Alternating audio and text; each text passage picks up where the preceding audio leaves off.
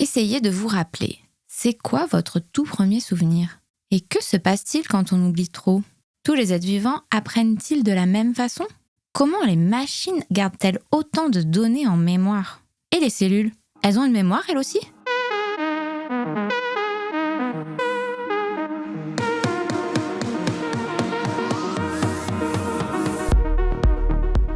Bienvenue dans la FBM dans les oreilles, un podcast de vulgarisation scientifique de la faculté de biologie et de médecine de l'Université de Lausanne. Je m'appelle Nathalie Isors. Dans cette série dédiée à la mémoire, je vous propose d'explorer sa définition, ou plutôt ses définitions, puisqu'elles varient selon la discipline, psychologie, biologie, informatique ou encore histoire. La mémoire, c'est se souvenir des choses. Alors, il y a la mémoire court terme et long terme. C'est retrouver l'information dans son cerveau.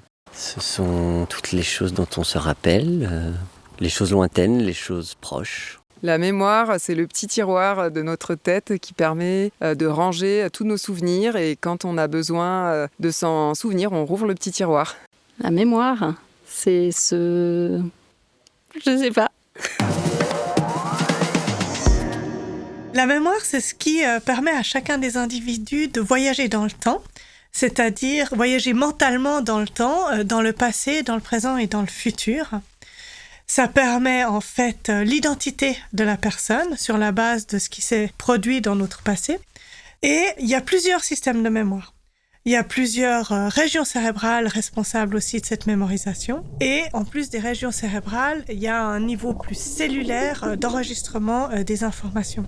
Nous sommes avec Andrea Brioski-Guevara, qui est maître d'enseignement et de recherche à la faculté de biologie et de médecine de l'Université de Lausanne. Je suis aussi enseignante à l'Université de Genève au stade de master pour des étudiants qui étudient la neuropsychologie. Ah, et maintenant je me souviens. Elle est aussi neuropsychologue responsable au Centre Lennartz de la mémoire du CHUV. Justement, je me demande comment exactement nous arrivons à retenir une information ou un événement. Il s'enregistre de la manière suivante, c'est-à-dire que d'abord vous avez des sensations, peut-être que vous entendez des choses, peut-être que vous voyez des choses, peut-être que vous ressentez en termes d'émotions des choses, et tout ça va être transmis aux différents systèmes de mémoire, notamment à la mémoire sensorielle, puis la mémoire à court terme, pour enregistrer des informations sur quelques secondes. En fonction de la pertinence de ces informations, alors ça va être enregistré et envoyé en mémoire à long terme. Il existe plusieurs systèmes de mémoire à long terme, mais la mémoire épisodique, qui est la mémoire des souvenirs, c'est une mémoire qui s'organise avec plusieurs processus. Le premier processus, c'est l'encodage de l'information, puis il y a la récupération de l'information, le stockage de l'information et la consolidation de l'information. Donc comment est-ce qu'on encode une information ? Cette information, elle est encodée en passant par un circuit cérébral qui s'appelle le circuit de Papez, qui comprend plusieurs structures cérébrales, dont l'hippocampe, qui est particulièrement important pour ce genre de souvenirs. L'hippocampe. Pas celui que l'on trouve dans la mer. Cette zone du cerveau est appelée ainsi pour sa forme recourbée comme celle de l'animal. Il est d'ailleurs aussi appelé corne d'Hammond pour sa forme de corne en spirale. Dans l'hippocampe et les différentes structures cérébrales, il va y avoir des signaux électriques qui vont s'inscrire dans les cellules nerveuses et qui vont permettre de transmettre l'information d'une cellule nerveuse à une autre cellule nerveuse en passant par les synapses qui vont permettre de communiquer d'une cellule à l'autre. C'est ainsi qu'on va enregistrer les nouveaux souvenirs. Une fois qu'on a enregistré ces nouveaux souvenirs, la difficulté, c'est de les stocker, de les garder à long terme, et puis de les récupérer au moment où on a envie de les récupérer. Tout ça, c'est en fait des régions différentes du cerveau. Par exemple, j'ai parlé pour l'encodage de l'hippocampe, qui est particulièrement important. Mais quand il s'agit d'aller récupérer l'information, alors les parties plus antérieures du cerveau, comme le lobe frontal, vont être particulièrement clés pour aller récupérer cette information. Et cette mémoire épisodique, c'est donc la mémoire qui permet de mémoriser des événements qu'on a vécus personnellement et qu'on est capable ensuite d'aller récupérer. Je me souviens de mes dernières vacances en Croatie. Nous avons visité la ville de Zadar. Il faisait très chaud, mais il y avait beaucoup de vent qui rendait cette chaleur supportable. Au cours de nos déambulations, au milieu d'une foule de touristes, un peu angoissante, une musique envoûtante et apaisante se démarquait.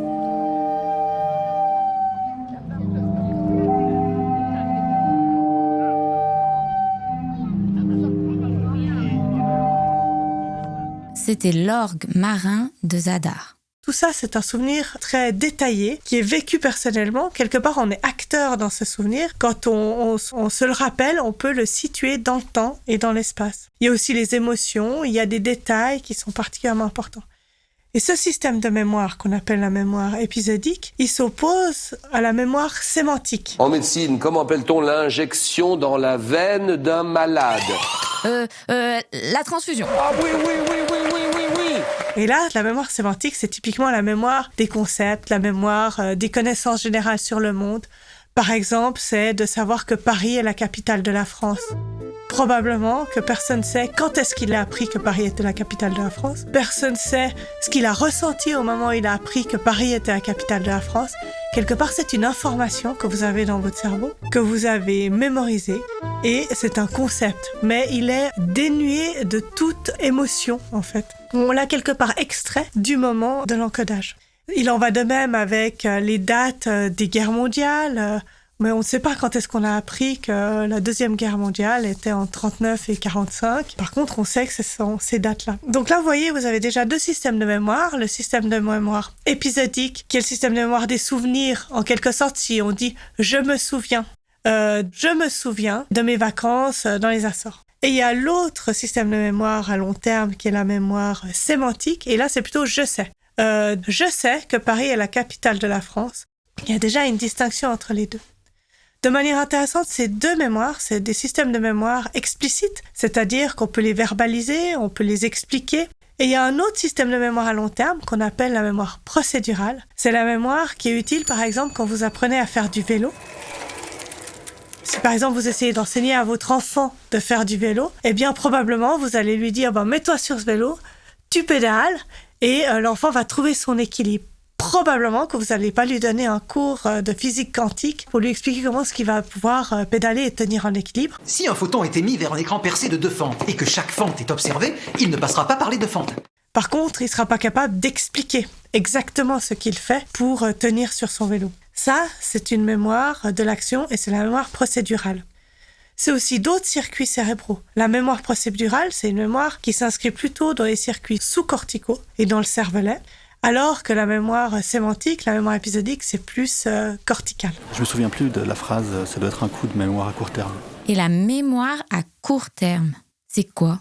Quand on dit mémoire à court terme, pour un neuropsychologue, c'est quelques secondes et jusqu'à 1 minute. Donc c'est en fait à très court terme.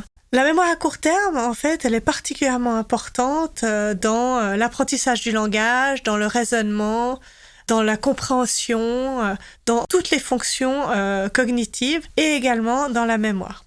Donc, mémoire à court terme, c'est par exemple lorsque vous allez chez quelqu'un et qui vous dicte au téléphone son digicode, par exemple 2, 1, 3, 4, 6, alors vous vous répétez dans votre tête en boucle 2, 1, 3, 4, 6, 2, 1, 3, 4, 6. Vous allez effectivement faire ce code et une fois que vous l'aurez fait, au bout de quelques secondes, vous l'oubliez parce qu'il n'a pas de pertinence pour vous. À moins que vous soyez cambrioleur, il n'a pas de pertinence pour votre vie en général. Cette mémoire à court terme, elle va alimenter la mémoire de travail. Et cette mémoire de travail, c'est la capacité de retenir pendant quelques secondes des informations pour faire un travail dessus. Typiquement, si vous faites un calcul 25 x 3, eh bien, vous devez retenir 25, vous devez retenir 3 et vous devez aussi retenir le multiplicateur. Et puis, pour faire ce calcul, donc vous devez vous dire, 25 x 3, 25 x 3, ok, peut-être 3 x 20, ça fait 60, plus 3 x 5, ça fait 75 au total. Donc, vous devez retenir une information à très court terme pour faire ce calcul. 147, 148, 149... Mais évidemment, c'est pas utile uniquement pour les calculs, c'est aussi utile pour comprendre le langage, puisque finalement, quand je commence cette phrase, au moment où je la termine, forcément, pour comprendre le propos, vous devez vous souvenir du début de la phrase. C'est important pour la mémorisation aussi, ça va permettre la hiérarchisation des événements que l'on doit retenir et qui sont pertinents pour nous, pour notre mémoire autobiographique, c'est-à-dire ce qui nous concerne, et pour notre identité. La mémoire sensorielle joue aussi un rôle essentiel. Les sens sont particulièrement importants puisque c'est la porte d'entrée vers le cerveau, c'est-à-dire le transfert d'informations de ce qui se passe dans le monde pour pouvoir analyser et traiter dans notre cerveau. C'est en fait le premier contact que le cerveau a avec l'extérieur. Et ça peut passer par tous les sens, en fait. Donc, par exemple, la vision, mais aussi le toucher, l'audition, etc. Il y a généralement la mémoire sensorielle qui intervient, mais en fait, dans la mémorisation, il y a également la consolidation qui passe par aussi des raisonnements. Donc, en fait, on peut avoir la pensée qui va influer la mémorisation d'un événement. Ça se produit particulièrement dans la mémoire autobiographique, puisque la mémoire autobiographique, elle comprend 2 systèmes de mémoire à long terme, que sont la mémoire épisodique et la mémoire sémantique. Par exemple, notre date de naissance, on la connaît. Forcément, on ne se souvient pas généralement de sa naissance, mais on connaît notre date de naissance. Et il y a aussi d'autres événements que l'on a vécus, mais qu'on a sémantisés. Par exemple, si on pense à notre école, première école dans laquelle on est allé, on ne se souvient pas forcément du premier jour de l'école, on va se souvenir peut-être de quelques événements, mais on va par contre savoir le nom de cette école. Donc on aura sémantisé ça. Donc on peut connaître ces faits sans vraiment avoir des souvenirs riches en détails, en émotions. Donc cette mémoire autobiographique, elle fonctionne avec le système d'encodage de la mémoire épisodique, mais aussi elle va être revisitée régulièrement. On va en quelque sorte le reconstruire en fonction de notre état d'esprit au moment où on l'évoque. Et quand on explique ces souvenirs et qu'on les recolore, ils vont se réencoder dans notre mémoire différemment. Quelque part, quand vous vous rappelez de votre enfance, c'est pas comme repartir à la page 12 d'un livre. En fait, c'est jamais la même chose. Vous l'avez reconstitué en fonction de vous, mais en fonction aussi de ce que vous racontent les autres. Ça permet d'expliquer, quand vous vous retrouvez avec des frères, des sœurs, des parents, que la version n'est pas la même. Et c'est pas que l'un ou l'autre a une mauvaise mémoire, ou ça n'est pas que l'un ou l'autre veut changer la réalité. C'est tout simplement un processus cérébral naturel de la mémorisation et de la mémoire autobiographique. Parce que cette mémoire autobiographique, elle doit être cohérente avec la personne qu'on a envie d'être et la personne que l'on est.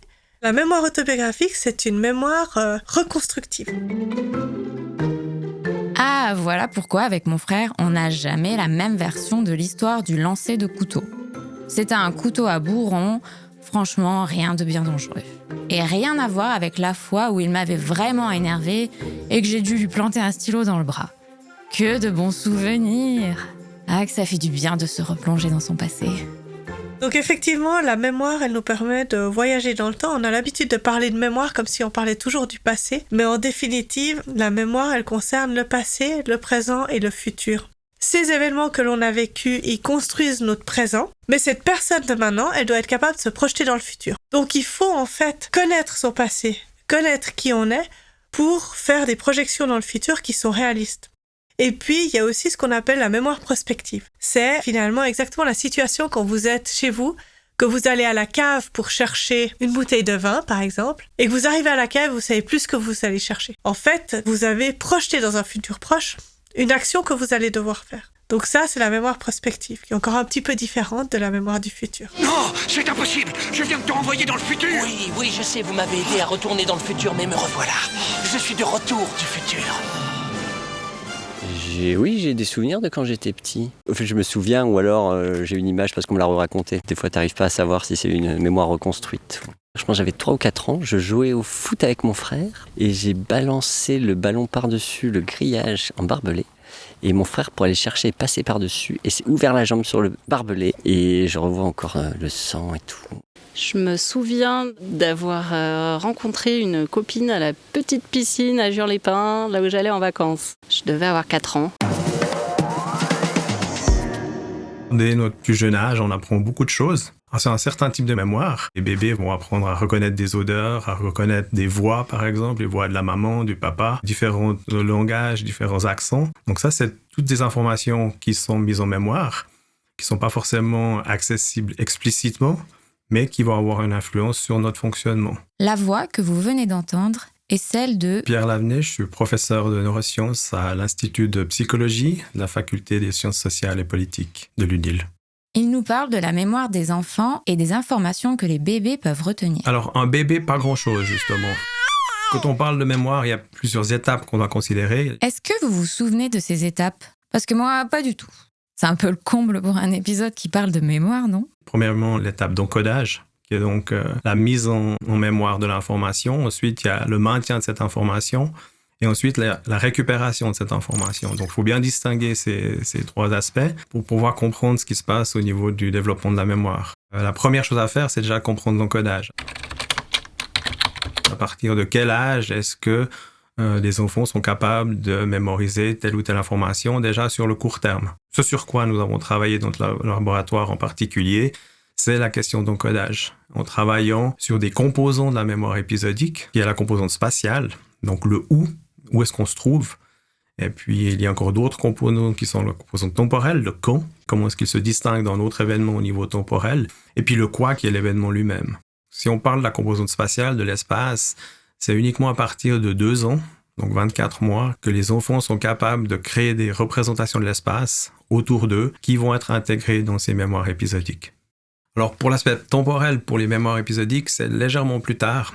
Donc, cette capacité de bien dissocier les événements les uns des autres, donc ils peuvent se produire dans le même espace, mais à 2 moments différents. Donc là, ça commence aussi un petit peu plus tard, probablement, vers 3 ans, avec une amélioration jusqu'à vers 7 ans. Et la 3e composante de la mémoire épisodique, le quoi, ça se développe à quel âge? Est-ce que c'est au même âge que le où et le quand? Pierre Lavenet m'explique que la composante du quoi se développe avant 2 ans.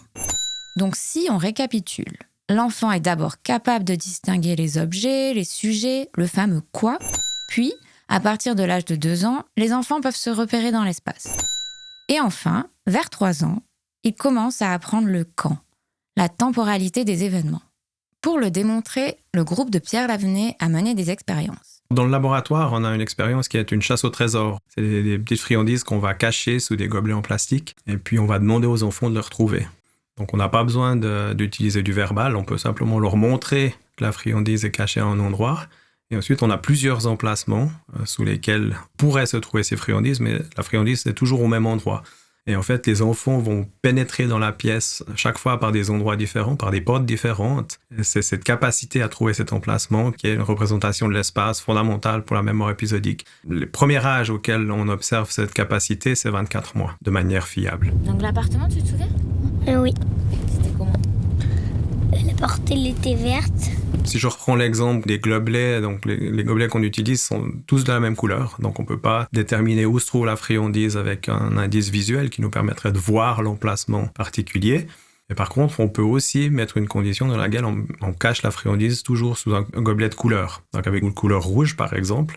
Et à ce moment-là, les enfants plus jeunes vont être capables d'associer la couleur rouge du gobelet avec la friandise. Ça me rappelle rien. Si, je me souviens quand j'ai eu la médaille, mais après, je me rappelle plus. Et donc, dans le temps, donc les cours temporels, ça c'est une des questions aussi de savoir comment est-ce qu'on peut le mettre en évidence. Donc là, on peut jouer avec des répétitions de l'expérience où l'enfant doit chercher la friandise, puis ensuite on lui demande une 2e fois de chercher la friandise au même endroit. On fait chaque fois 2 essais de suite.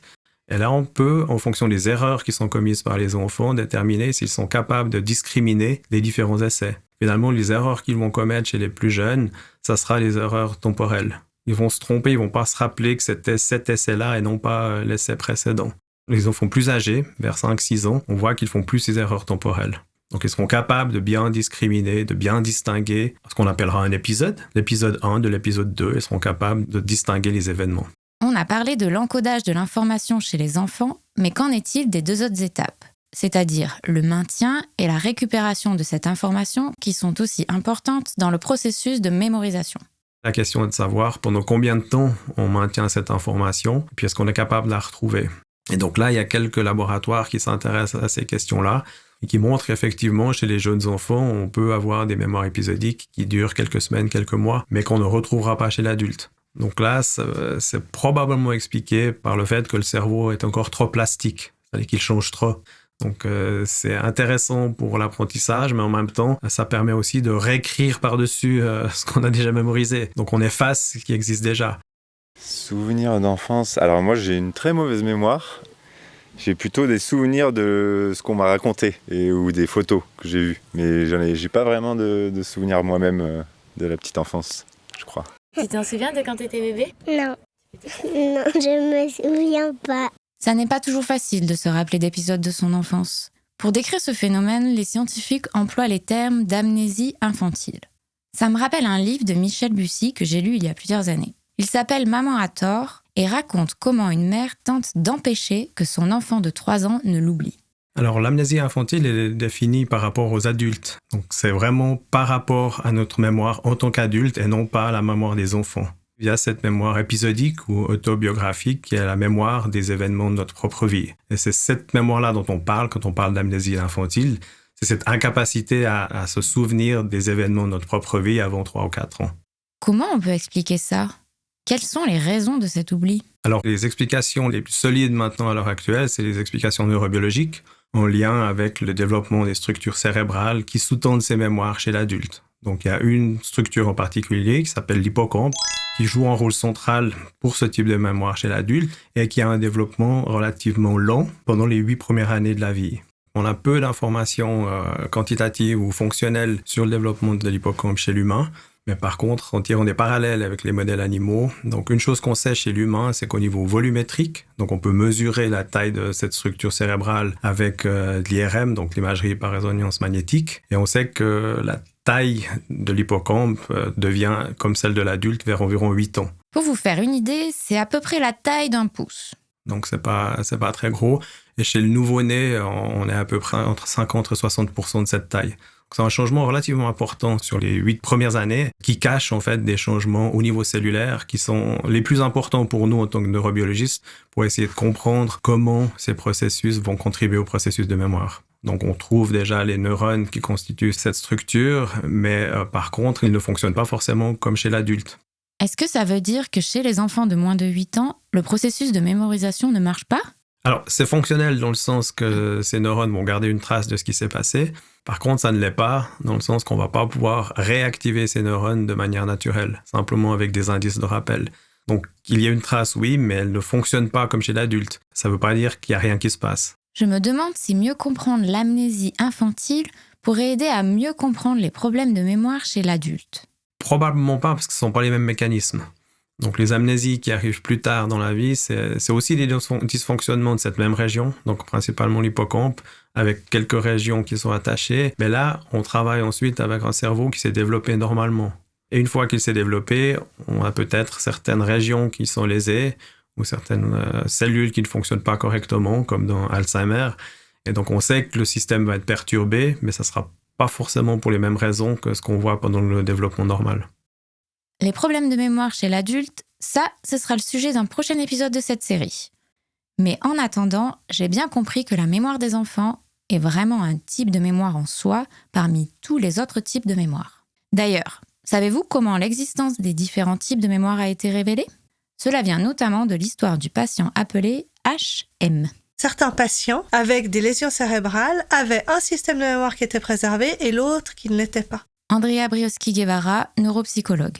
Une situation clinique qui est particulièrement connue, c'est les situations cliniques de HM. Et comme il est décédé en 2008, son nom a été révélé, c'est Henri Molaison, qui, depuis l'âge de 10 ans, avait une épilepsie. Dans ce contexte, il a subi une intervention chirurgicale. Donc il a une résection des 2 tiers antérieurs de l'hippocampe, des régions autour de l'hippocampe, parahippocampique, et de certaines autres régions corticales. Succès de cette chirurgie, puisque HM s'est réveillé et il n'avait plus d'épilepsie. Mais, ce qu'ils ont remarqué assez rapidement, c'est qu'il était plus capable de se souvenir des nouveaux événements qui allaient se produire à partir de cette date. Ça veut dire que sa mémoire épisodique était altérée.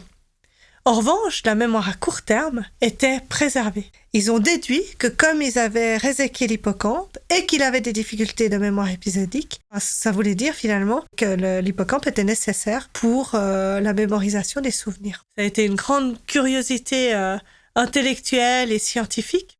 En résumé, nous avons découvert dans cet épisode qu'il y a plusieurs systèmes de mémoire. Les mémoires à court terme et les mémoires à long terme. Dans les systèmes de mémoire à court terme, il y a la mémoire de travail et la mémoire à court terme. Et dans les systèmes de mémoire à long terme, il y a la mémoire épisodique, le « je me souviens de », la mémoire sémantique, le « je sais que ». Et la mémoire procédurale, c'est plutôt « je fais du vélo » sans devoir y réfléchir. Il existe également la mémoire autobiographique qui combine les mémoires épisodiques et sémantiques, c'est-à-dire ce qu'on a vécu et ce qu'on sait sur notre identité. Très dépendante de cette mémoire du passé, il y a la mémoire du futur qui nous permet de nous projeter dans l'avenir. Et un peu différente de cette mémoire du futur, il y a aussi la mémoire prospective qui correspond à ce qu'on s'apprête à faire dans l'instant d'après. Sans oublier un type de mémoire qui influence presque tous les autres, c'est la mémoire liée au sens. La mémoire sensorielle ou mémoire perceptive comme on l'appelle. Et enfin, un peu à l'écart de toutes les autres, il y a la mémoire des enfants, que l'on peine souvent à retrouver à l'âge adulte. Vous avez raison, on ne doit pas parler de la mémoire, mais des mémoires au pluriel. La FBM dans les oreilles, un podcast de vulgarisation scientifique. Cet épisode fait partie de la série spéciale Les Mémoires, réalisée par moi-même, Nathalie Izors, de l'unité de communication de la FBM, avec le soutien éditorial de Clara Soucoupe et Mélanie Affentranger.